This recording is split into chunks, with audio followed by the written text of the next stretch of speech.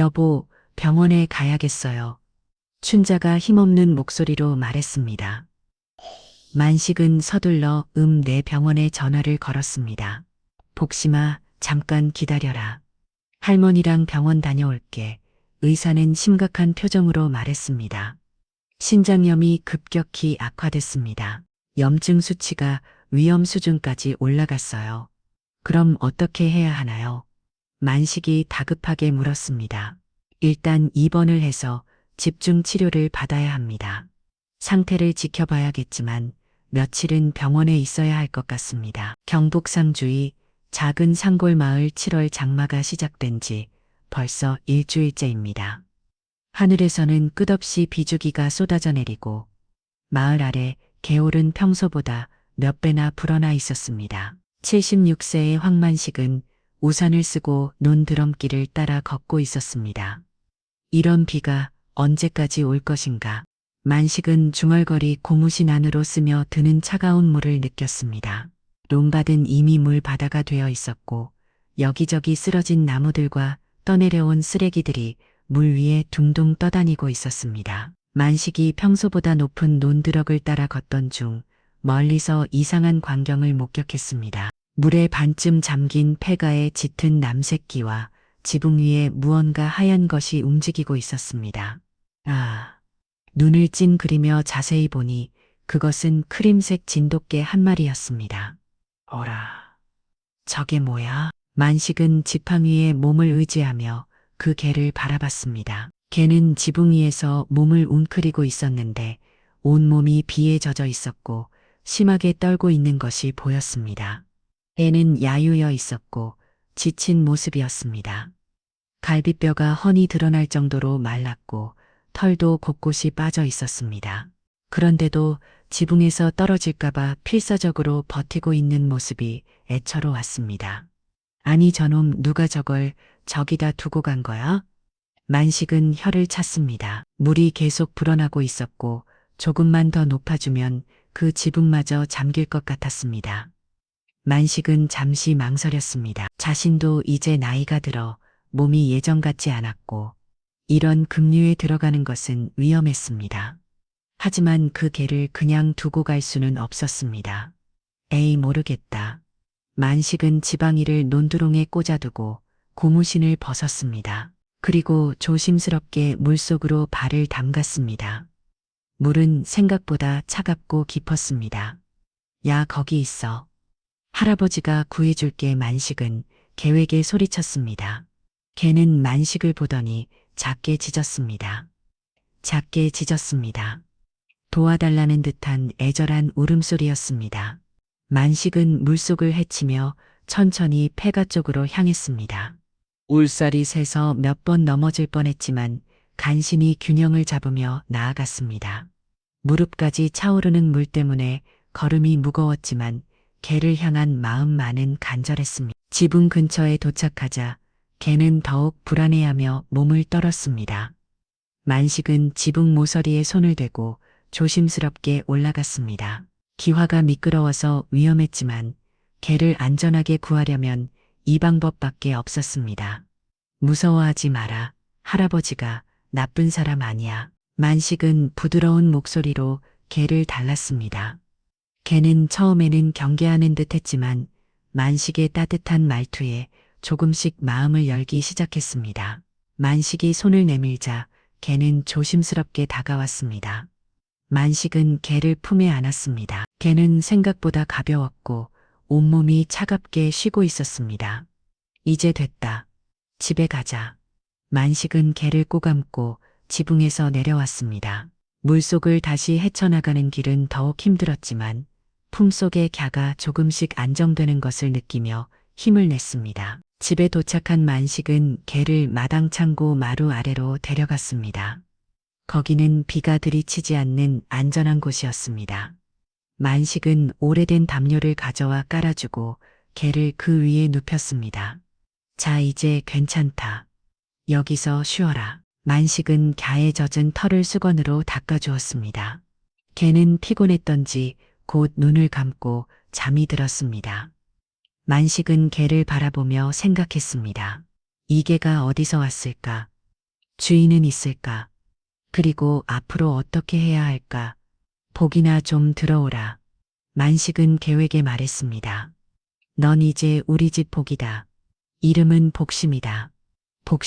복심이라는 이름을 지어주자 개가 살짝 눈을 뜨며 꼬리를 한번 흔들었습니다. 마치 자신의 새 이름을 마음에 들어 하는 것 같았습니다. 밖에서는 여전히 비가 내리고 있었지만 창고 안은 따뜻하고 평화로웠습니다. 만식은 복심이가 편안히 잠들 수 있도록 곁에서 지켜보며 오랜만에 찾아온 작은 행복을 느꼈습니다. 다음 날 아침 복심이는 여전히 창고 마루에서 잠들어 있었습니다. 만식은 일찍 일어나 복심이의 상태를 확인했습니다. 다행히 열도 없고 숨소리도 고른 것이 많이 회복된 것 같았습니다. 복심아 일어났냐? 만식이 부르자 복심이가 천천히 눈을 떴습니다. 어제보다 훨씬 맑은 눈빛이었습니다. 만식은 부엌에서 따뜻한 밥과 국을 가져왔습니다. 배고프겠다. 천천히 먹으라. 복심이는 조심스럽게 밥을 먹기 시작했습니다. 오랫동안 굶을던 것 같은데도 급하게 먹지 않고 천천히 먹는 모습이 얌전해 보였습니다. 그때 안방에서 기침 소리가 들려왔습니다. 만식의 아내 춘자가 깨어난 것 같았습니다. 춘자는 74세로 신장질환과 만성관절염으로 몇 년째 거의 방 안에만 누워진 애고 있었습니다. 여보, 누구랑 얘기하는 거예요? 춘자의 약한 목소리가 들려왔습니다. 아, 어저께 한 마리 구해왔어. 홍수에 떠내려갈 뻔한 걸 말이야. 만식이 대답했습니다. 해류려? 이런 몸으로 개까지 어떻게 돌봐요? 춘자는 걱정스러운 목소리로 말했습니다. 만식은 복심이와 함께 안방으로 들어갔습니다. 춘자는 침대에 반쯤 기대어 앉아 있었는데 얼굴이 많이 야위어 있었습니다. 최근 들어 병세가 더 악화되어 식욕도 없고 잠도 제대로 못 자고 있었습니다. 이 아이가 복심이야. 어제 지붕 위에서 구해온 아이고. 만식이 복심이를 소개했습니다. 복심이는 춘자를 보더니 조용히 다가갔습니다.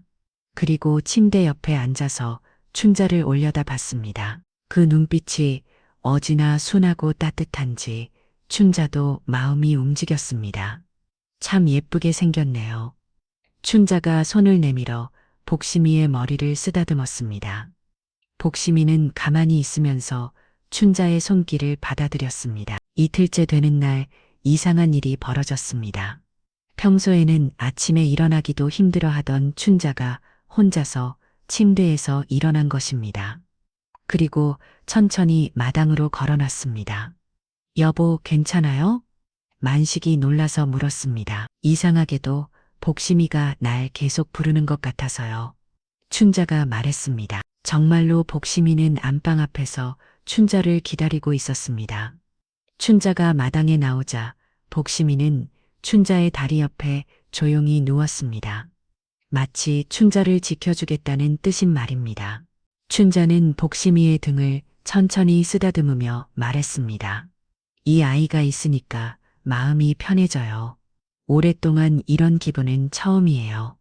그날부터 복심이는 하루 종일 춘자의 옆을 떠나지 않았습니다. 춘자가 방에 있으면 방문 앞에서 기다리고 마당에 나오면 함께 따라다녔습니다. 마치 춘자의 보호자가 된 것 같았습니다. 며칠이 지나자 놀라운 변화가 일어났습니다. 춘자의 식욕이 되살아나기 시작한 것입니다. 몇 달 동안 밥 한 그릇도 제대로 못 먹던 춘자가 복심이와 함께 있으면서부터는 밥을 2그릇씩 먹기 시작했습니다. 여보, 정말 신기해요. 복심이가 온 다음부터 몸이 한결 나아진 것 같아요. 춘자가 말했습니다. 실제로 춘자의 안색도 좋아지고 잠도 깊이 잘 수 있게 되었습니다. 만식도 이런 변화에 놀랐습니다. 정말 복을 가져다 주는 개인가 보네. 어느 날 오후 만식은 복심이를 쓰다듬다가 이상한 것을 발견했습니다. 복심이의 배가 조금 부른 것 같았습니다. 처음에는 잘 먹어서 그런가 했는데 며칠 더 지켜보니 확실히 배가 불러오고 있었습니다. 처음에 몰랐는데 요즘 배가 조금 불러오는 것도 같네. 만식이 춘자에게 말했습니다.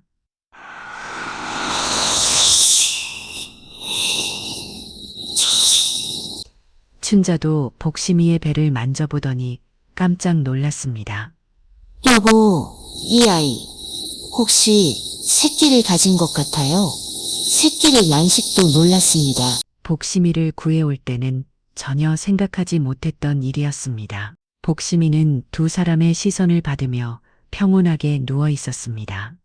마치 자신의 상황을 이해하고 있는 것 같았습니다.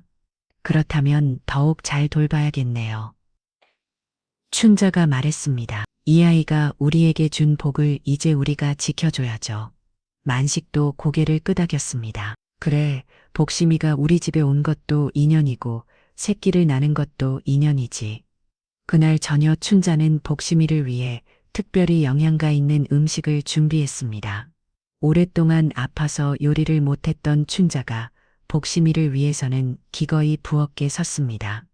복심아, 이제 너 혼자가 아니야. 뱃속의 아가들까지 생각해서 잘 먹어야 해. 춘자가 복심이 얘기에 말했습니다. 복심이는 춘자가 준 음식을 맛있게 먹었습니다. 그리고 식사 후에는 춘자의 다리에 머리를 기대고 편안하게 잠들었습니다. 만식과 춘자는 복심이를 바라보며 대화했습니다. 이 아이가 온 다음부터 우리 집 분위기가 완전히 달라졌어요. 춘자가 말했습니다. 그러게 말이야.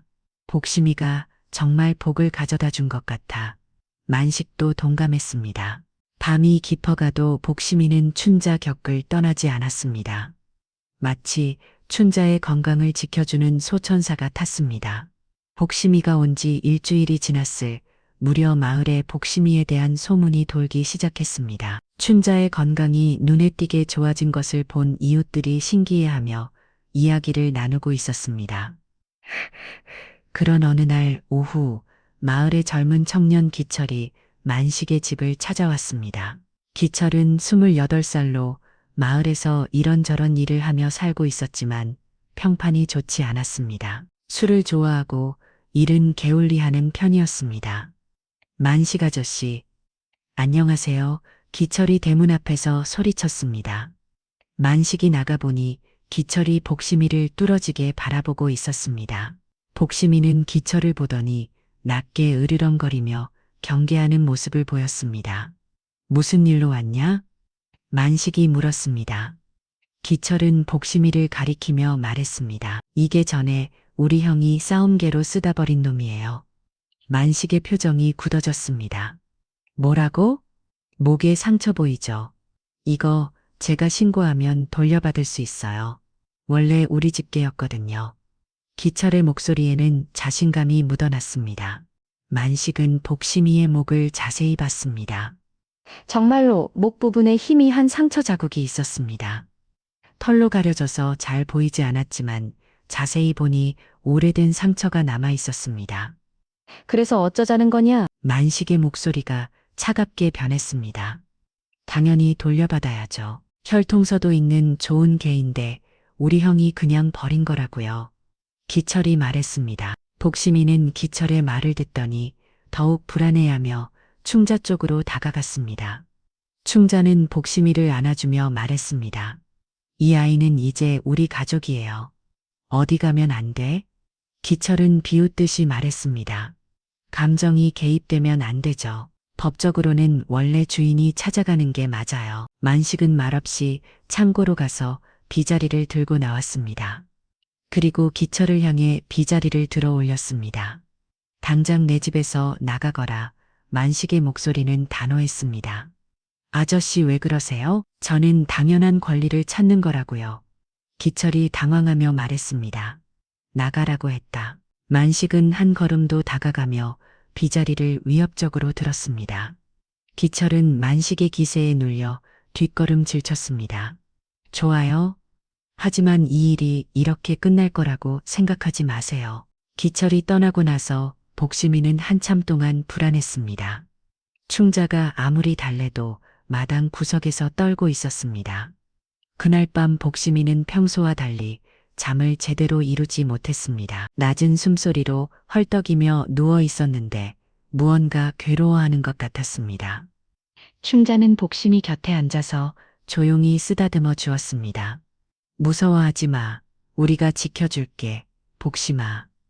너도 아픈 기억이 있구나. 충자가 복심이의 목상처를 보며 중얼거렸습니다. 우리 둘 다 망가졌지만 살아보자. 다시 한번. 충자의 말에 복심이가 조금 진정되는 것 같았습니다. 충자는 계속해서 복심이를 달래며 이야기했습니다. 나도 아팠어. 몇 년 동안 아파서 죽을 것 같았는데 너 때문에 다시 살고 싶어졌어. 우리 서로 의지하며 살자. 그 뒤로 며칠이 지나면서 복심이의 배는 점점 더 불러오기 시작했습니다. 이제는 누가 봐도 임신한 것이 확실했습니다. 충자는 복심이의 배를 어루만지며 조심스럽게 추측했습니다. 언제쯤 나올까? 한 달 정도는 더 있어야 할 것 같은데. 관식도 복심이의 변화를 주의 깊게 관찰했습니다. 몸집이 작은 걸 보면 많이 안 나올 것 같은데 그래도 서너 마리는 될 것 같아. 복심이는 자신의 몸 변화를 받아들이며 조용히 지내고 있었습니다. 하지만 가끔 기철의 이야기가 나올 때면 불안해하는 기색을 보였습니다. 어느 날 저녁 충자가 복심이에게 말했습니다. 복심아, 걱정하지 마. 아무도 너를 데려가지 못해.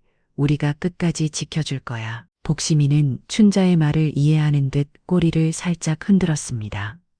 그리고 춘자의 손에 머리를 비비며 애정을 표현했습니다.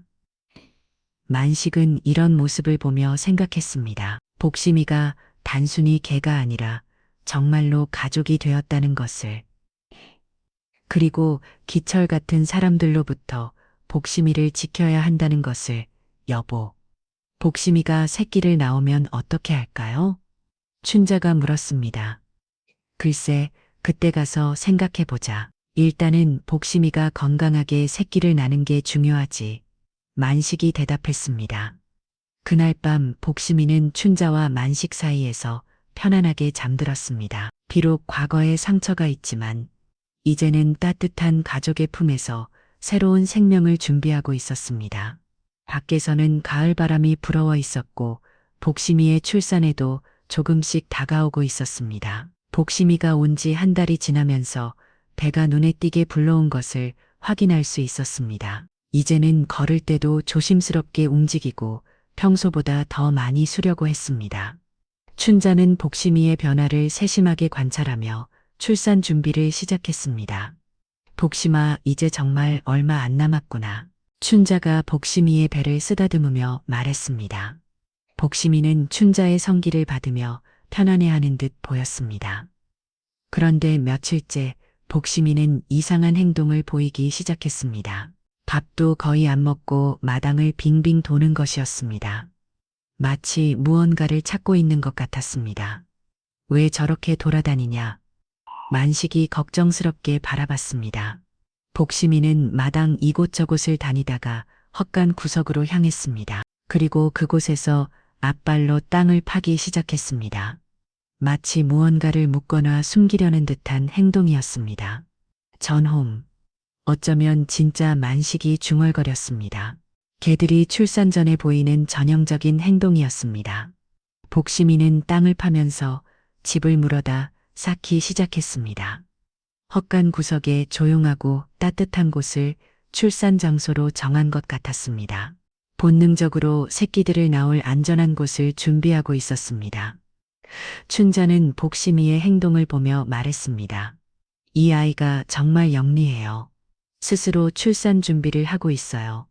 하지만 그날 오후 춘자에게 갑작스러운 변화가 찾아왔습니다. 점심을 먹고 나서 갑자기 심한 복통을 호소하기 시작한 것입니다. 아파요. 배가 너무 아파요. 춘자가 침대에서 몸을 비틀며 괴로워했습니다. 만식은 깜짝 놀라 춘자 곁으로 달려갔습니다. 어디가 아픈 거야? 어떻게 아픈 거야? 옆구리 쪽이, 신장 쪽이 너무 아파요. 그리고 속이 울렁거려요. 춘자의 안색이 창백해졌습니다. 얼마 지나지 않아 춘자는 구토를 하기 시작했습니다. 며칠 전까지만 해도 좋아졌다고 생각했는데 갑자기 악화된 것 같았습니다. 복심이는 춘자의 상태를 눈치채고 침대 옆에 바짝 다가와 앉았습니다. 평소보다 더 조심스럽게 춘자를 지켜보고 있었습니다. 여보, 병원에 가야겠어요. 춘자가 힘없는 목소리로 말했습니다. 만식은 서둘러 네, 병원에 전화를 걸었습니다. 응급실로 오라는 지시를 받고 급히 춘자를 차에 태웠습니다. 복심아, 잠깐 기다려라. 할머니랑 병원 다녀올게. 만식이 복심이 얘기에 말했습니다. 복심이는 불안한 듯 꼬리를 내리고 있었습니다. 병원에 도착한 후 여러 검사를 받은 결과 의사는 심각한 표정으로 말했습니다. 신장염이 급격히 악화됐습니다. 염증 수치가 위험 수준까지 올라갔어요. 그럼 어떻게 해야 하나요? 만식이 다급하게 물었습니다. 일단 입원을 해서 집중 치료를 받아야 합니다. 상태를 지켜봐야겠지만 며칠은 병원에 있어야 할 것 같습니다. 만식은 춘자의 손을 꼭 잡았습니다. 걱정하지 마. 금방 좋아질 거야. 하지만 춘자는 복심이가 걱정됐습니다. 복심이는 어떻게 해요? 혼자 두면 안 되는데. 복심이는 내가 돌볼게. 걱정하지 말고 치료나 받아. 만식이 춘자를 안심시켰습니다. 그날 저녁 만식은 병원 대기실에서 혼자 앉아 있었습니다. 춘자는 응급실에서 치료를 받고 있었고 상태가 호전되기까지 시간이 필요했습니다. 만식은 혼자 말처럼 중얼거렸습니다. 복심아, 제발 이 집에 복존으로 오게 해다오. 제발 좀. 복심이가 오늘 춘자의 상태가 좋아졌다고 생각했는데 갑자기 이런 일이 벌어지니 당황스러웠습니다. 혹시 복심이가 복을 가져다 주는 게 아니라 오히려 불운을 가져온 것은 아닐까 하는 생각도 들었습니다. 하지만 그런 생각을 하자마자 만식은 고개를 저었습니다. 복심이는 아무 잘못이 없었습니다. 오히려 춘자에게 기쁨과 희망을 가져다 준 소중한 존재였습니다. 밤늦게 집에 돌아온 만식을 복심이가 마중 나왔습니다. 평소와 달리 꼬리를 흔들지 않고 조용히 만식을 바라보고 있었습니다. 마치 춘자가 없다는 것을 알고 있는 듯 했습니다. 복심아, 할머니는 병원에 계셔. 조금 아프시거든. 만식이 복심이에게 설명했습니다. 복심이는 만식의 말을 듣더니 춘자가 평소 자던 침대 쪽으로 가서 슬픈 듯 누워 있었습니다. 복심이도 춘자를 그리워하고 있는 것 같았습니다. 그날 밤 복심이는 평소보다 더 자주 헛간을 들락날락 켰습니다. 출산이 임박한 것 같았는데 춘자가 없으니 더욱 불안해하는 것 같았습니다. 숨은 복심이를 달래며 말했습니다. 복심아, 할머니가 빨리 돌아오실 거야. 그때까지 우리 둘이서 힘내자. 복심이는 만식의 말에 조금 안정되는 듯 했지만 여전히 불안한 기색을 감추지 못했습니다. 새끼를 낳을 시기가 다가오는데 가장 의지하던 춘자가 없으니 당연한 반응이었습니다. 만식은 복심이를 위해 헛간에 더 많은 짚을 깔아주고 따뜻한 담요도 준비했습니다. 춘자가 돌아올 때까지 자신이 복심이를 잘 돌봐야 한다고 다짐했습니다. 춘자가 병원에 입원한 지 사흘째 되는 날, 만식은 병원과 집을 오가며 바쁜 하루를 보내고 있었습니다. 춘자의 상태는 조금씩 호전되고 있었지만 아직 퇴원할 수 있을 정도는 아니었습니다. 선생님, 아내가 언제쯤 퇴원할 수 있을까요? 만식이 의사에게 물었습니다. 염증 수치가 많이 떨어지긴 했지만 아직 안정적이지 않습니다. 최소 일주일은 더 지켜봐야 할 것 같습니다. 의사의 답변에 만식은 걱정이 깊어졌습니다. 춘자는 병상에서 만식의 손을 잡으며 말했습니다. 복심이는 어떻게 지내요? 혼자 있어서 많이 외로워하겠어요. 괜찮아? 내가 잘 돌보고 있어? 걱정하지 말고 치료나 받아? 만식이 춘자를 안심시켰지만 실제로는 복심이의 상태가 예사롭지 않았습니다. 집에 돌아온 만식은 복심이를 찾았습니다. 복심이는 헛간 구석에서 집을 더 많이 모으고 있었습니다. 배도 더욱 불러와서 이제는 걸을 때도 힘들어 보였습니다. 복심아, 밥 먹으라. 만식이 밥그릇을 가져다 줬지만 복심이는 고개만 돌릴 뿐 먹으려 하지 않았습니다. 복심이는 계속해서 불안해하며 헛간과 마당을 오가고 있었습니다. 가끔씩 낮은 신음소리를 내기도 했는데 출산이 임박한 것 같았습니다. 그날 저녁 만식이 병원에서 돌아오니 복심이의 상태가 더욱 심각해져 있었습니다. 숨을 거칠게 쉬고 있었고 가끔씩 몸을 웅크리며 고통스러워하고 있었습니다. 복심아, 괜찮냐? 만식이 걱정스럽게 복심이를 쓰다듬었습니다. 복심이는 만식을 올려다보더니 약하게 꼬리를 흔들었습니다. 밤 10시쯤 만식은 춘자에게서 급한 전화를 받았습니다. 여보, 갑자기 또 아파져서 선생님이 위독하다고 빨리 와달라고 하네요.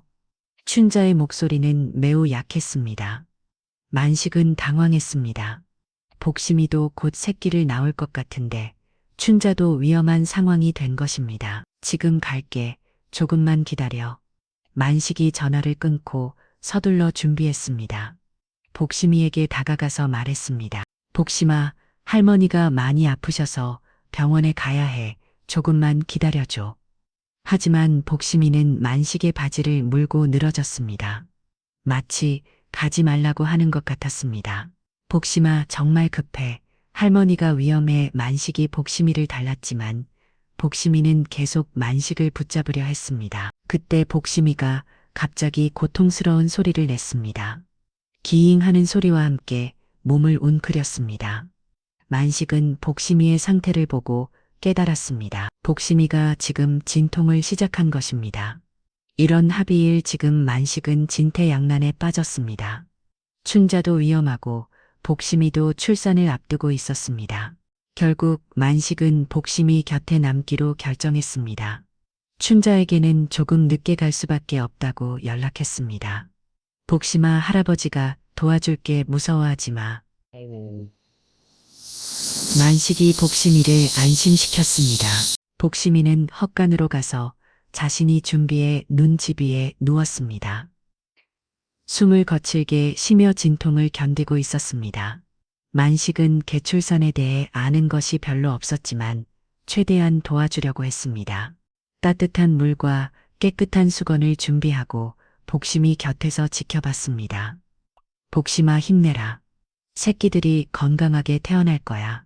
만식이 복심이의 머리를 쓰다듬어 주었습니다. 밤 11시쯤 복심이의 진통이 더욱 심해졌습니다. 피를 흘리기 시작했고 숨소리도 더욱 거칠어졌습니다. 안식은 걱정이 되어 수의사에게 전화를 걸려 했지만 이 시간에는 응급 상황이 아니면 연락이 어려웠습니다. 그때 갑자기 집 대문이 열리는 소리가 들렸습니다. 만식이 놀라서 보니 춘자가 혼자 택시를 타고 와 있었습니다. 여보, 춘자야, 왜 병원에서 나왔어? 만식이 깜짝 놀라며 춘자를 맞았습니다. 병원에서 말했어. 오늘 넘기기 어렵다 했는데 이상하게 나 복심이한테 오고 싶었어. 춘자의 목소리는 여전히 약했지만 눈빛은 결연했습니다. 춘자는 비틀거리의 턱간으로 향했습니다. 복심이는 춘자를 보자마자 힘없이 꼬리를 흔들었습니다. 복심아, 할머니가 왔어. 이제 괜찮아. 춘자가 복심이의 머리를 쓰다듬으며 말했습니다. 복심이는 춘자가 오자 조금 안정되는 것 같았습니다. 춘자의 존재만으로도 큰 위안이 되는 것 같았습니다. 여보, 춘자야, 몸이 아픈데 왜 나왔어? 다시 병원에 가야 해. 만식이 걱정스럽게 말했습니다. 아니야, 복심이가 나를 부르는 것 같았어. 병원에 있어도 자꾸 복심이가 생각나고 여기 있어야겠어. 춘자는 복심이 곁에 앉으며 말했습니다. 복심이의 머리를 쓰다듬으며 춘자가 울먹했습니다. 너도 살고 나도 살아보자. 제발. 춘자의 따뜻한 손길과 목소리에 복심이가 조금씩 힘을 내기 시작했습니다. 마치 춘자가 있으니 이제 안전하다고 느끼는 것 같았습니다. 만식은 춘자와 복심이를 번갈아 보며 걱정했습니다. 두 생명이 모두 위험한 상황에서 자신이 할 수 있는 일이 많지 않았습니다. 복심아, 할머니가 왔으니까 이제 힘내서 새끼들 낳자. 춘자가 복심이에게 속삭였습니다. 복심이는 춘자의 말에 힘을 얻은 듯 다시의 진동을 견디기 시작했습니다. 춘자가 겪어 있으니 더 이상 두렵지 않은 것 같았습니다. 자정이 넘어가면서 복심이의 진동이 절정에 달했습니다. 춘자는 아픈 몸을 이끌고 복심이를 계속 돌봐주었습니다. 새벽 2시가 넘어서자 복심이의 진동이 더욱 심해졌습니다. 춘자는 아픈 몸을 이끌고 복심이 옆에 계속 앉아 있었고 만식은 필요한 것들을 준비하며 두 사람을 돌봤습니다. 복심아, 조금만 더 힘내라. 거의 다 왔어. 춘자가 복심이의 등을 쓰다듬으며 격려했습니다. 복심이는 거칠게 숨을 쉬며 진동을 견디고 있었습니다. 가끔씩 고통스러운 신음소리를 냈지만 춘자가 겪어 있어서인지 예전보다는 안정되어 보였습니다. 새벽 3시쯤 드디어 첫 번째 새끼가 태어났습니다. 작고 까만 털을 가진 새끼가 양수의 사인체로 나왔습니다. 나왔다. 첫 번째가 나왔어. 만식이 기뻐하며 소리쳤습니다. 복심이는 본능적으로 새끼의 양막을 하차서 턱 들이고 새끼가 숨을 쉴 수 있도록 도와주었습니다. 새끼는 작은 울음소리를 내며 생명을 알렸습니다. 기특해라 복심아, 정말 잘했어. 춘자가 복심이를 칭찬하며 눈물을 흘렸습니다. 하지만 출산은 여기서 끝나지 않았습니다. 복심이는 계속해서 진동을 겪고 있었고 더 많은 새끼들이 태어날 준비를 하고 있었습니다. 새벽 4시에 두 번째 새끼가, 5시에 세 번째 새끼가 태어났습니다. 모두 건강해 보였고 복심이는 새끼들을 정성스럽게 하차주며 돌봤습니다. 해가 떠오르기 시작할 무려 4번째와 5번째 새끼가 연이어 태어났습니다. 복심이는 지쳐 보였지만 새끼들을 위해 계속 힘을 내고 있었습니다. 아직 더 있는 것 같은데 만식이 복심이의 배를 살펴보며 말했습니다. 정말로 새벽 6시쯤 마지막 6번째 새끼가 태어났습니다. 다른 새끼들보다 조금 작았지만 건강하게 울음소리를 냈습니다. 6마리구나. 복심이가 6마리의 새끼를 낳았어. 춘자가 감격스럽게 말했습니다. 복심이는 6마리의 새끼들을 모두 자신의 배아로 모았습니다. 모았습니다. 새끼들은 어미의 젖을 찾아 꼼틀거리며 생명력을 보여주었습니다. 춘자는 새끼들을 수건으로 조심스럽게 닦아주며 흐늘겠습니다. 기특해라. 넌 진짜 복이구나. 복을 품고 왔구나. 출산을 마친 복심이는 새끼들을 하차주며 모성애를 보여주었습니다. 힘들었던 출산 과정이 끝나고 이제는 평화로운 모습이었습니다. 그날부터 춘자는 복심이와 새끼들을 돌보는 일에 푹 빠졌습니다. 아픈 몸에도 불구하고 새끼들이 젖을 잘 먹는지, 복심이가 충분히 쉬고 있는지 계속 살펴왔습니다. 새끼들이 정말 예쁘게 생겼어요. 하나하나가 다 보물 같아요. 춘자가 새끼들을 보며 미소 지었습니다. 며칠이 지나면서 춘자는 자신의 몸에서 변화를 느끼기 시작했습니다. 새끼들을 돌보면서 자연스럽게 움직임이 많아졌고 마음도 한결 가벼워진 것 같았습니다. 이상해요. 며칠 전까지만 해도 일어나기도 힘들었는데 지금은 하루 종일 새끼들 돌보는 게 전혀 힘들지 않아요. 춘자가 만식에게 말했습니다.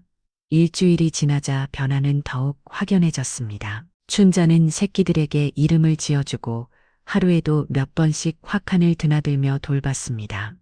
예전 같으면 상상도 할 수 없는 일이었습니다. 첫 번째 새끼는 복돌이, 두 번째는 복순이, 세 번째는 복자, 네 번째는 복실이, 다섯 번째는 복동이, 여섯 번째는 복기라고 이름을 지어주었습니다. 여보, 정말 이상해요. 몸이 갑자기 가벼워진 것 같고 식욕도 돌아오고 이런 기분은 몇 년 만이에요. 춘자가 만식에게 확신에 찬 목소리로 말했습니다.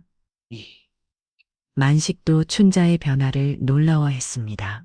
며칠 전까지만 해도 위험했던 상태에서 이렇게 활기찬 모습을 보이다니 정말 믿기 어려웠습니다. 병원에 가서 정확히 검사받아 보자 정말 좋아진 건지 확인해야지. 만식이 제안했습니다. 이틀 후 춘자는 병원에서 정밀 검사를 받았습니다. 결과를 기다리는 동안 의사도 춘자의 안색과 활력을 보고 놀라워했습니다. 검사 결과가 나왔을 때 의사는 고기를 겨우 등하며 말했습니다. 기적이라면 기적입니다. 염증 수치가 절반 이하로 떨어졌습니다. 설명이 어렵네요. 의사도 이해할 수 없는 일이었습니다. 신장염 수치뿐만 아니라 전반적인 건강 상태가 현저히 개선되어 있었습니다. 혹시 무슨 특별한 치료를 받으셨나요? 아니면 새로운 약을 드셨거나 의사가 물었습니다. 아니요. 그냥 집에서 개가 나온 새끼들을 돌봤을 뿐이에요. 춘자가 대답했습니다. 의사는 의아해했지만 검사 결과는 분명했습니다. 춘자의 상태는 현저히 좋아져 있었고 당분간은 특별한 치료가 필요 없어 보였습니다. 만식은 집마당에 앉아 새끼들이 저절바는 모습을 바라보며 중얼거렸습니다. 한 생명이 6을 낳고 6이 또 하나를 살리다니 춘자도 복심이와 새끼들을 보며 행복해했습니다. 이 아이들이 우리 집에 진짜 복을 가져다 준 것 같아요. 새끼들은 하루가 다르게 자랐습니다. 눈도 뜨고 털도 더 풍성해졌습니다.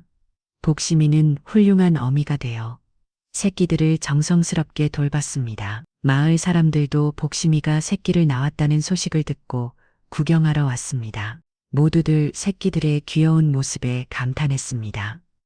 복심이가 정말 복을 가져다 줬네요. 이후 김씨 아주머니가 말했습니다. 그러게 말이에요. 춘자씨 몸도 좋아지고 새끼들도 건강하고 다른 이유도 동의했습니다. 하지만 모든 사람이 좋아하는 것은 아니었습니다. 며칠 후 다시 기철이 나타났습니다. 이번에는 복심이가 새끼를 낳았다는 소식을 듣고 온 것 같았습니다. 와, 새끼까지 나왔네요. 그럼 더 값어치가 있겠는걸요? 기철이 새끼들을 보며 탐욕스러운 눈빛을 보였습니다. 만식의 표정이 굳어졌습니다. 저는 기철의 눈빛에서 좋지 않은 의도를 읽을 수 있었습니다. 기철이 다시 나타나자 복심이는 즉시 경계태세를 취했습니다. 새끼들 앞을 막아서며 낮게 으르렁거렸습니다. 어미의 본능으로 새끼들을 지키려는 모습이었습니다. 애도 나왔으면 분양해야죠. 원래 우리 개였잖아요. 기철이 뻔뻔하게 말했습니다. 춘자가 벌떡 일어나서 기철 앞을 막아섰습니다. 이 아이들은 우리가 키울 거예요. 어디 가면 안 돼요. 아주머니 감정적으로 생각하시면 안 되죠. 진돗개 새끼들이 얼마나 비싼지 아세요? 한 마리에 100만 원도 받을 수 있어요. 만식은 기철의 말을 듣고 분노가 치밀었습니다. 너는 복심이가 힘들게 낳은 새끼들을 돈으로만 보는구나. 당연하죠. 걔는 개일 뿐이에요. 돈이 되면 팔아야죠. 기철의 말에는 생명에 대한 존중이 전혀 없었습니다. 그때 마을 사람 몇몇이 나타났습니다. 기철과 같은 생각을 가진 사람들이었습니다. 만식 어르신, 그 개가 병을 옮기는 거 아니에요? 그중 한 명이 말했습니다. 무슨 소리예요? 춘자가 놀라며 물었습니다. 요즘 개들이 사람한테 병 옮긴다고 하던데. 춘자 아주머니 몸이 갑자기 좋아진 것도 이상하고 다른 사람이 의심스럽게 말했습니다. 만식은 이런 말들이 황당했습니다. 복심이가 우리 집에 복을 가져다 줬는데 무슨 소리예요? 하지만 몇몇 사람들은 계속 의심의 눈초리를 보냈습니다. 갑작스러운 춘자의 회복이 부자연스럽다고 생각하는 것 같았습니다. 어쨌든 새끼들은 분양하는 게 좋을 것 같아요. 너무 많이 키우면 관리도 어렵고 기철이 다시 말했습니다. 춘자는 새끼들을 품에 안으며 단호하게 말했습니다. 절대 안 돼요. 이 아이들은 내 자식이나 마찬가지예요. 그날 밤 이상한 일이 벌어졌습니다. 복심이가 새끼들을 세워보며 불안해하기 시작한 것입니다. 계속 헛간 주변을 돌아다니며 찾는 듯한 행동을 보였습니다. 에이, 복심아, 왜 그래? 춘자가 복심이를 달래려 했지만 복심이는 계속 불안했습니다. 만식이 새끼들을 세워보니 한 마리가 없었습니다. 가장 작았던 6번째 새끼 보기가 사라진 것입니다. 보기가 없어. 보기가 어디 갔지? 인자가 당황하며 소리쳤습니다. 만식과 춘자는 급히 집 주변을 찾기 시작했습니다. 복심이도 미친 듯이 짖으며 이곳저곳을 뛰어다녔습니다. 보기야 어디 있니? 춘자가 간절히 부르며 찾았습니다. 복심이는 특히 뒷마당 숲을 쪽을 향해 짚고 있었습니다. 마치 그쪽에 보기가 있다고 알려주는 것 같았습니다. 만식이 숲을 헤치고 들어가자 정말로 작은 울음소리가 들렸습니다. 기잉기잉하는 보기의 울음소리였습니다. 여기 있다? 만식이 소리쳤습니다. 보기는 흙더미 사이에 갇혀서 울고 있었습니다. 만식이 조심스럽게 보기를 꺼내자 보기는 몸이 차갑고 떨고 있었습니다. 다행히 큰 상처는 없어 보였지만 무서웠던 것 같았습니다. 누가 이런 짓을 한 거야?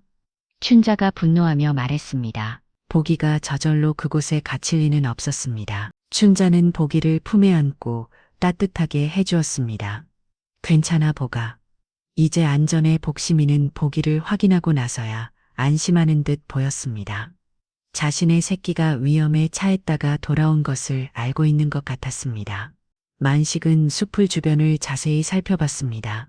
사람의 발자국이 있었고 누군가 의도적으로 보기를 그곳에 숨긴 것이 분명했습니다. 기철이가 한 짓씩 틀림없어 만식이 이를 가이며 말했습니다. 춘자는 보기를 꼭 안으며 말했습니다. 이젠 내가 지킬 차례네. 누가 뭐래도 내 자식처럼 키울 거야. 그 밤부터 춘자와 만식은 새끼들을 더욱 세심하게 지켰습니다. 밤에도 교대로 지키며 혹시 물을 상황에 대비했습니다. 며칠 후 기철이 또 다른 사람들과 함께 나타났습니다. 이번에는 더 많은 사람들이 왔고 더 강압적인 태도를 보였습니다. 어르신들 이제 그만합시다. 새끼들을 분양하는 게 서로에게 좋을 것 같은데요. 기철이 말했습니다. 안 된다고 했잖아. 만식이 단호하게 말했습니다. 그럼 우리가 직접 가져가겠습니다. 어차피 원래 우리 개였으니까요. 기철과 이릉들이 헛간으로 향하려 했습니다. 그때 복심이가 나타나서 그들 앞을 막아섰습니다. 털을 곰두 세우고 이빨을 드러내며 으르렁거렸습니다. 새끼들을 지키려는 어미의 본능이었습니다. 이게가 사나워졌네. 조심하세요. 기철이 뒤로 물러섰습니다. 춘자도 복심이 곁으로 가서 말했습니다. 복심아, 내가 함께 지켜줄게. 우리 새끼들 아무도 데려가지 못해. 마을 다른 사람들도 하나둘 나타나기 시작했습니다. 하지만 그들은 기철 편이 아니라 만식과 춘자를 지지하는 사람들이었습니다. 기철아, 그만 괴롭히고 가거라. 마을 이장이 나타나서 말했습니다. 기가 새끼 나온 걸 가지고 왜 이렇게 시빌이 다른 마을 사람들도 기철을 비난했습니다. 기철은 여러 사람들에게 둘러싸이자 어쩔 수 없이 물러섰습니다. 좋아요. 하지만 일이 이렇게 끝날 거라고 생각하지 마세요. 기철과 이릉들이 떠나고 나서 복심이는 새끼들을 다시 한번 확인했습니다. 모두 안전하다는 것을 확인하고 나서야 마음을 놓는 것 같았습니다. 춘자는 새끼들을 하나씩 안아주며 말했습니다. 괜찮아, 아가들아. 엄마가 지켜줄게. 아무도 너희를 데려가지 못해. 만식도 복심이를 쓰다듬으며 말했습니다. 복심아, 수고했다. 내가 새끼들을 잘 지켜줬구나. 그날 밤 가족들은 모두 함께 헛간에서 잠을 잤습니다. 복심이와 새끼들을 지키기 위해서였습니다. 춘자는 새끼들을 품에 안고 만식은 복심이 곁에서 지켰습니다. 기철과의 갈등이 있으인 지 한 달이 지나면서 마을에는 다시 평화가 찾아왔습니다. 새끼들은 하루가 다르게 자라고 있었고 복심이는 훌륭한 어미가 되어 6마리를 정성스럽게 돌보고 있었습니다. 가을이 깊어가는 어느 날 춘자는 여전히 불편한 몸이지만 스스로 마당을 쓰고 복심이의 새끼들을 돌보고 있었습니다. 몇 달 전만 해도 침대에서 일어나기조차 힘들었던 춘자가 이제는 활기찬 모습으로 하루를 보내고 있었습니다. 복심아, 새끼들이 정말 많이 컸구나. 춘자가 복심이를 쓰다듬으며 말했습니다. 복심이는 춘자를 올려다보며 꼬리를 흔들었습니다. 마치 고마움을 표현하는 것 같았습니다. 새끼들은 이제 눈도 완전히 뜨고 마당을 뛰어다닐 정도로 자랐습니다. 복돌이, 복순이, 복자, 복실이, 복동이, 그리고 가장 작은 복이까지 모두 건강하게 자라고 있었습니다. 만식은 마루에 앉아 이 모든 광경을 바라보며 감에 젖어 있었습니다. 정말 신기한 일이야. 복심이가 온 다음부터 우리 집이 완전히 달라졌어.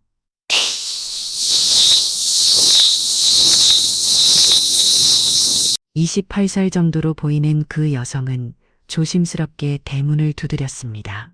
안녕하세요. 복식 황만식 어르신 댁이 맞나요? 여성이 정중하게 인사했습니다. 만식이 나가보니 깔끔하게 차려입은 여성이 서 있었습니다. 그런데 누구시죠? 저는 유진이라고 해요.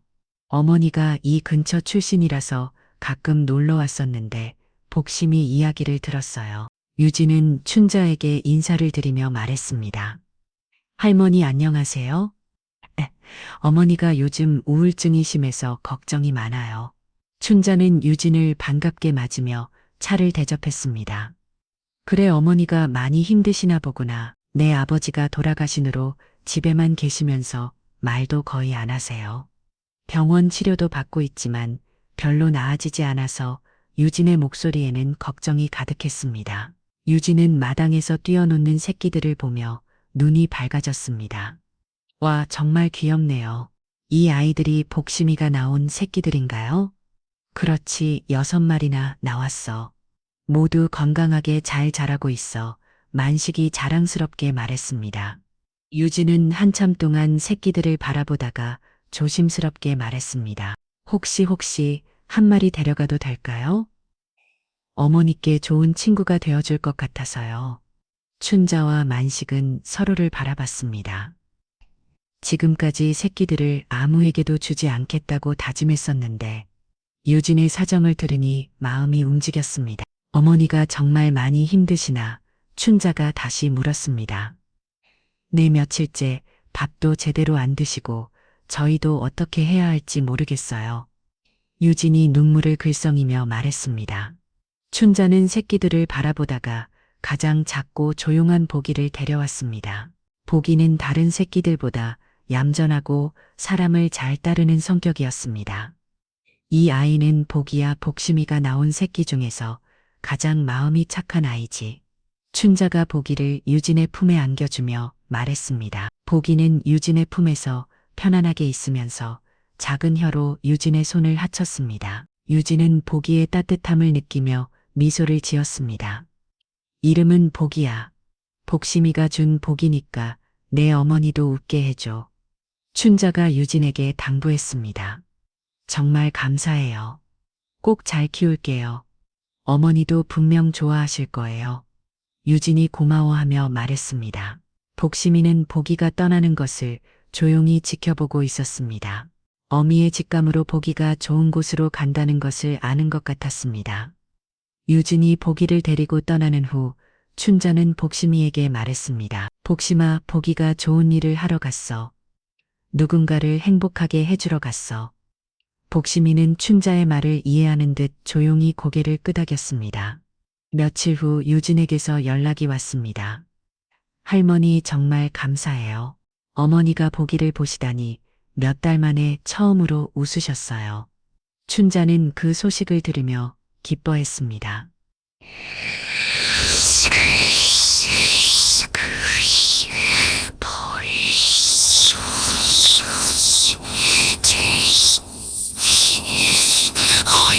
복심이는 마루에 앉아 조용히 마당을 바라보고 있었고 나머지 5마리 새끼들은 건강하게 자라고 있었습니다.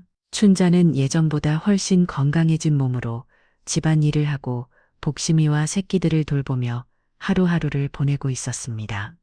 병원에서는 기적이라고 할 정도로 회복된 상태였습니다. 어느 날 저녁 만식과 춘자는 마루에 앉아 복심이와 새끼들을 바라보며 대화했습니다. 정말 신기해요. 복심이가 온 다음부터 우리 삶이 완전히 달라졌어요. 춘자가 말했습니다. 그러게 말이야. 복심이가 정말 복을 가져다 준 것 같아.